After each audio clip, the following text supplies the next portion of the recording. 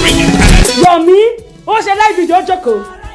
Ṣe yẹ̀yẹ́ mo ti jẹ salóde ní tó kàn. Ọmọ aráyé ẹyẹ ṣe yẹ̀yẹ́ mọ́. Ọmọ aráyé ẹyẹ ṣe yẹ̀yẹ́ mọ́. Ìjẹ salóde ní tó kàn. Ọmọ aráyé mọ́ ṣe.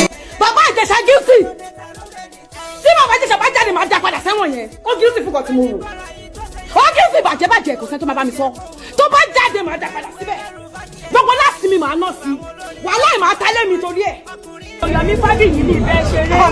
Èmi ò kíìsì ọ̀rọ̀ wà mí. Èmi àwọn bọ̀kẹ̀lẹ̀ mi ránṣẹ́ sí. Tó bá bí yàrá ìjà ẹni pọ̀ ti jà.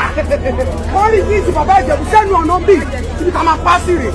Justice ọmọ Nafomi Intestine. Wọ́n ní kóòtù wèrè wo onídàá fúkọ̀ onídàá kan tó ṣọ̀kì kóòtù.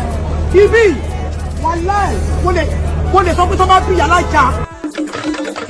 Ta ni mò ń wò yìí? Bàbá Ìjẹ̀ṣà kọ́ lélẹ́yìí. Yé mo gbé. Orí ń fọ́ mi. Àbí kádàbírì ti dàrú ni. Kí ni ìṣẹ́sẹ́lẹ́yìn Sanwó-Olú ń wò? Àbí princess ti gbà bọ̀dé ni? Àbí bùkún mi gan ya wòye ni? Kí ni wọ́n wò tó fi release bàbá Ìjẹ̀ṣà? Kò gbọ́dọ̀ jáde. Ojú tì lélẹ́yìí. Mo gbọ́dọ̀ ta ilé mi nítorí ẹ̀. Orí ẹ̀ dàrú ni.